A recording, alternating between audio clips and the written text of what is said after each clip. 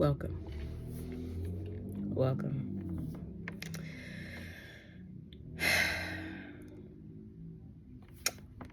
Today's video journal is brought to you by family. So,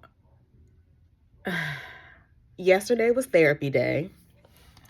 I have therapy on Fridays, and the crust of yesterday's session was family.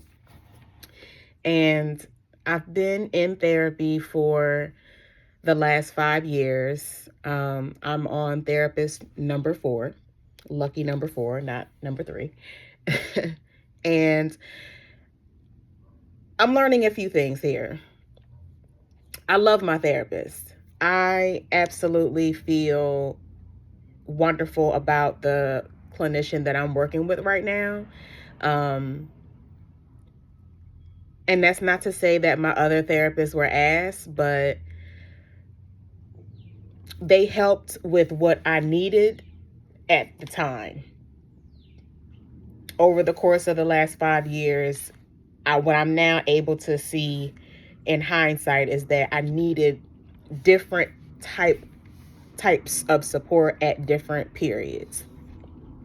And, just ran my course with some of those people. But at any rate, so a lot went on yesterday. And a lot of it was family related. And I just, I guess coming to the understanding that the bulk really of my healing work is connected to my experiences in my family units, and learning to just process the fact that I am connected to people whose capacity is significantly lower than mine is, in spite of my being in therapy. I am a really huge advocate for therapy, but I also understand that the only way for therapy to be a valuable resource is if you are ready and willing to do the work. And a lot of folks that I know of just are not there yet. And some of them are at their big ages in life, and therapy is just not their jam. Having a vulnerable conversation with someone that you love and care for and feel supported by is also not their jam. So, it complicates things for me, being the person that some people in my family unit trust with their stuff. I get it. You can observe enough of a person to realize, okay, I trust your insight. I trust your advice. I trust your ability to be reasonable and rational, at least more than me. So I'll bring this to you. But the thing about deciding to bring something to me is that you don't have the frame of mind to even consider where I'm at energetically, mentally, emotionally. Like, do I have the capacity to receive what you're saying? Do I have the capacity to pick up what you're putting down right in front of me, unprovoked, no warning? You understand what I'm saying? It's like, you don't even know how hard I'm working to take care of me. You don't even know how hard I'm working to increase my capacity to just live the life that I want to live. And I have to, what I got from yesterday's session is that I am always in this cycle of reminding myself that there are people in my life whose capacity is much lower than mine, regardless of age, regardless of their station in life. They're operating at a much lower frequency than I am.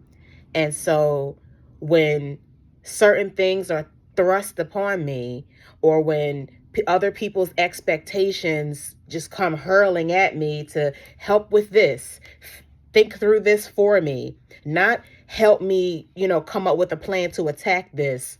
Tell me what you would do so I can go do that. No, I'm not doing that. It's not my responsibility, right? And in those moments, I notice myself getting like real close to irate at the lack of consideration, at the audacity, and just this deep sense of confusion. Like, what is wrong with you? What is wrong with you? Why can't you figure this out on your own? Why is this now my problem? Why are you blowing my phone up with this? Why am I the resident problem solver and I don't have all the answers? Like, I don't know if you noticed, but I'm not exactly living the life I want to live yet. I'm not a fixer, y'all. I know I may seem like an equalizer to you because you're vibrating down here and I'm like up here somewhere. I'm trying to get up here, way up there. I'm only right here, okay? And that gap to you as a low functioning person seems like so much. And my therapist does a really good job at painting a picture for me to be able to see that, number one, I'm allowed to say no to things because that's new for me. Drawing hard lines in the sand, strengthening my boundaries, enforcing them when it is to my greatest benefit, right? And so, yes, I'm allowed to say, no, I don't have time for that. I don't have the capacity for that. That's actually not my problem. You know what I mean? Like, I'm just not, I can't. And therefore I won't, because it's not my responsibility. And what she wanted me to take away from it is that those moments are an opportunity for me to practice slowing down. Instead of jumping straight to anger, frustration, asking all the whys, I already know the why. The why is you're low functioning. You haven't done the self work. You haven't done the healing work. You haven't taken an honest look at yourself and where you're at, and gifted yourself the opportunity to release some of your own baggage so that you can free up the energy to take care of yourself better, so that you can become a better, reasonable, rational thinker person overall, instead of relying on someone else's power, energy, and effort to think your way out of a paper bag.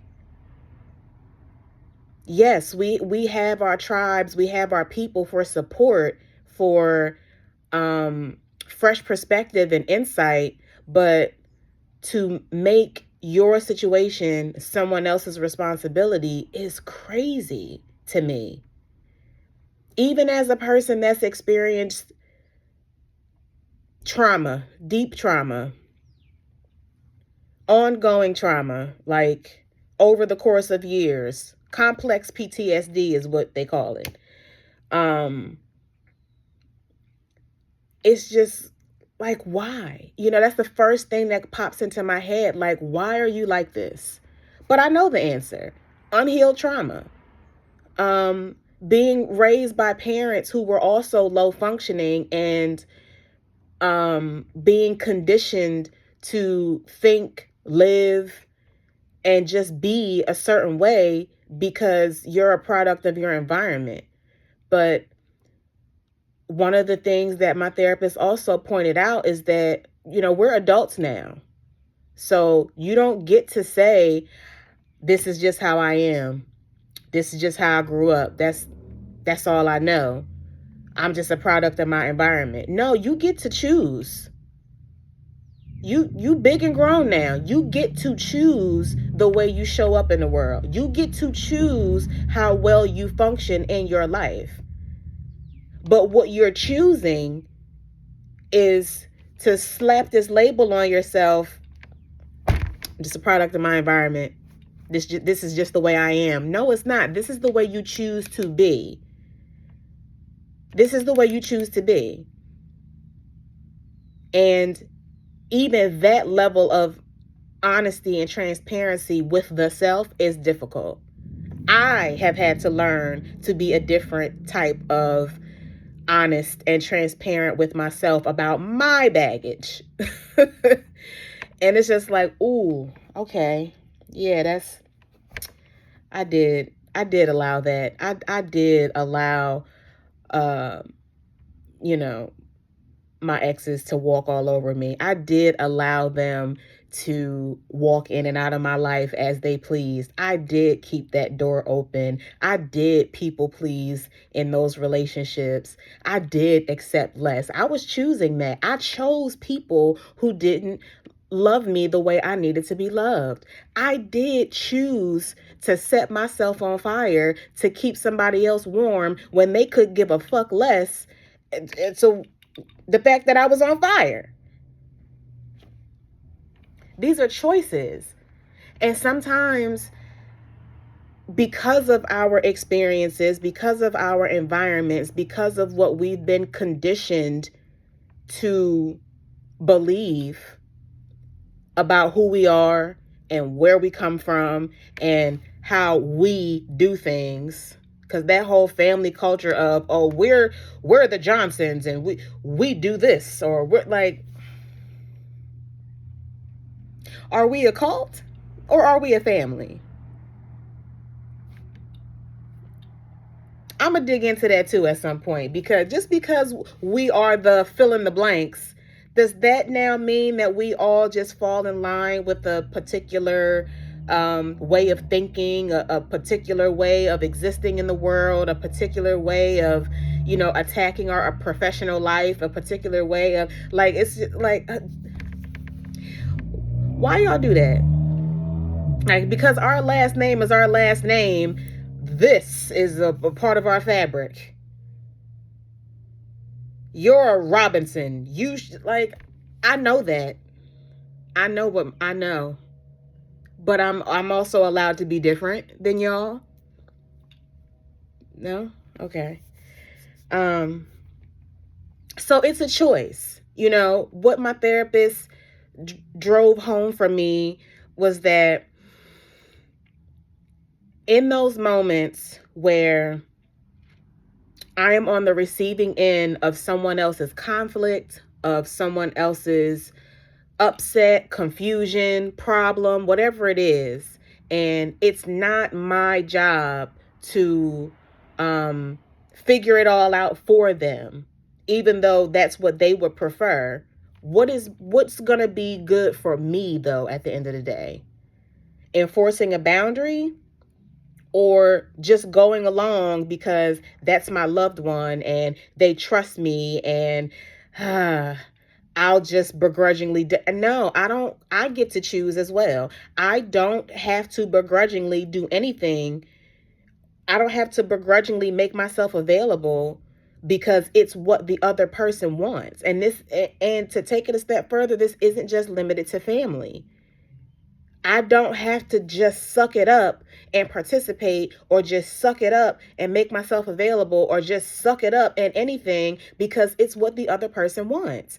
Part of self-care is making sure that I am energetically in alignment with whatever this situation is that's before me.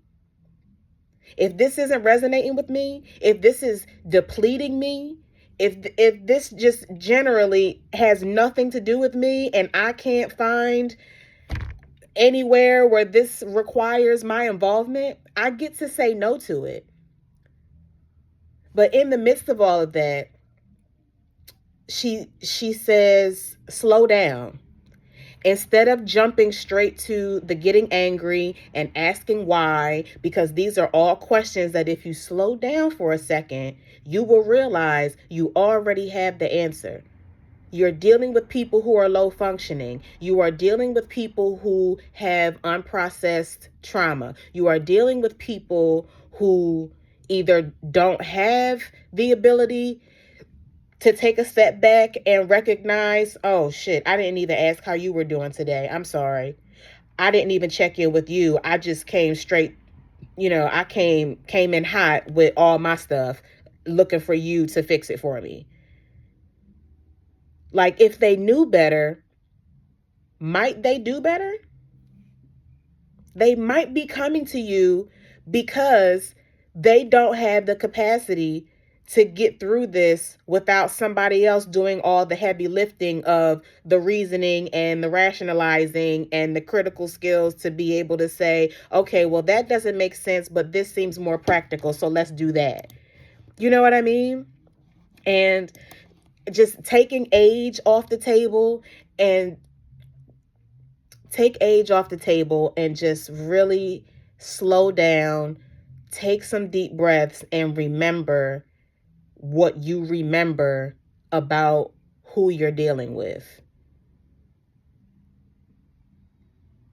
And that was difficult for me because I'm like, damn, my knee-jerk reaction is to go straight to the, what the fuck is wrong with you? Why are you like this? This is not my problem. What you blowing my phone up for? How am I now the resident problem solver for all this shit that you didn't like?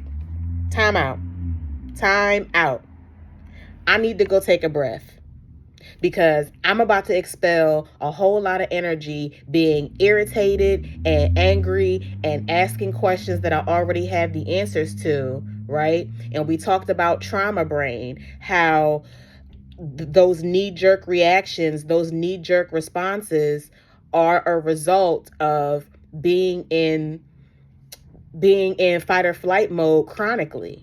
Just like not being able to really rest on an energetic frequency, not being able to be at rest internally in your heart, in your spirit, in your mind, just like being on guard for something horrible to happen next because that's what you're conditioned to. Like, I gotta, like you're in this clenched kind of like braced state, like just waiting for something to happen. And so when something happens, even if it's not directly happening to me, there's this like, oh my God, why? I knew some bullshit was coming type of response. Trauma brain, right? So it requires me to pause so that I can breathe, level set, come back to the present moment at a 0 instead of 110, and see the situation from a top-down perspective instead of up-close perspective. And then I'll have the energy, I'll have the capacity to advocate for myself, to redirect this interaction in a way that better suits me and my needs. Because me and my needs are my responsibility.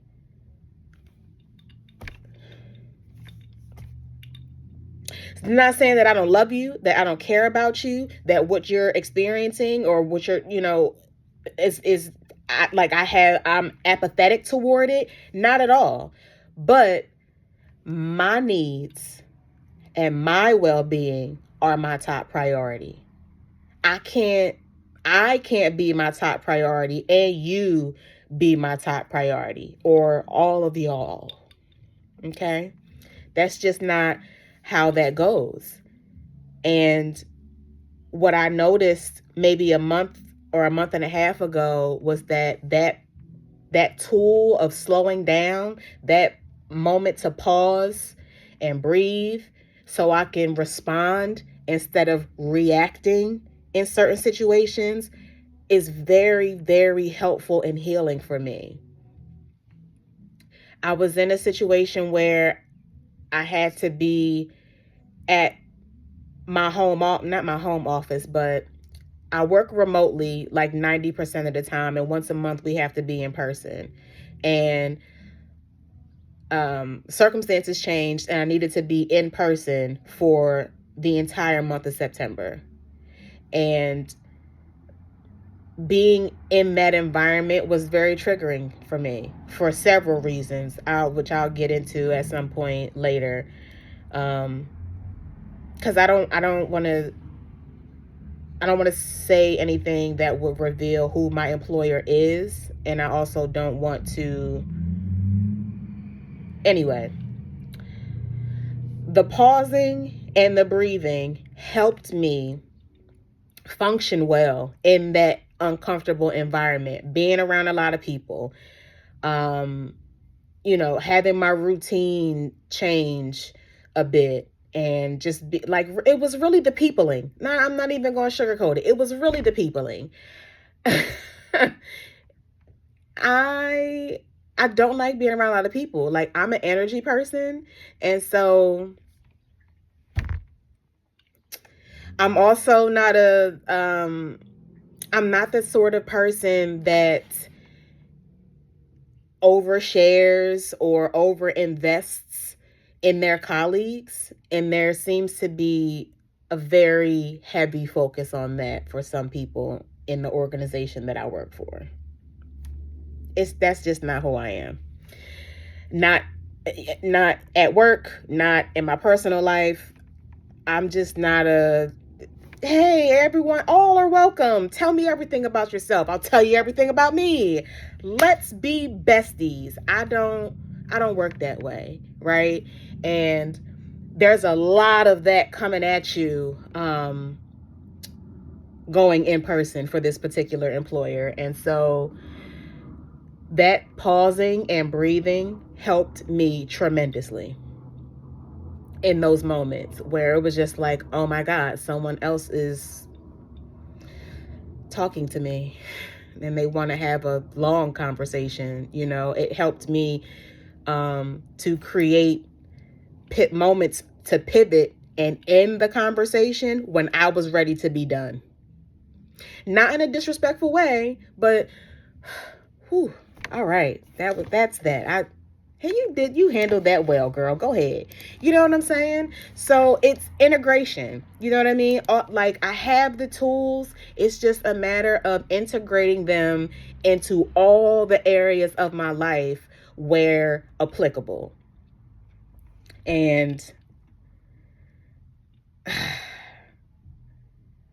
like, I want to say it's hard, but it only feels hard because it's a new thing. I'm not used to advocating for myself. I'm not used to choosing myself. I'm not used to speaking up for myself. And so I'm putting all these new habits literally into practice. I'm building out this healthier version of myself.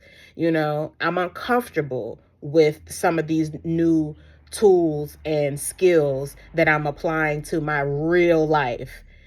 But it's not because I'm incapable. And I often have to coach myself in that regard out loud often. Like, you can do this. You got it in you. You have the stuff. Just slow down. Practice. Practice responding thoughtfully instead of reacting. Practice advocating for your needs. Just slow down. Just slow down. And remember that this is you taking care of you, so that later on you're not ruminating about why you had to do something. No more of that. You didn't have to do shit. That was the people pleaser in you. And now you bitching and complaining because you never really wanted to sign up for that. But you did because you were afraid of how somebody else was going to feel about you saying no, as if you don't reserve the right to say no. You do. And so I'm saying no more. And I like it here. I do. I like it a lot. This is the one thing that I'm actually having a good time practicing, saying no to things. Not answering my phone as much. Yes. Yep. No, I don't have to answer that call. It's my phone. I pay for it. So, yeah.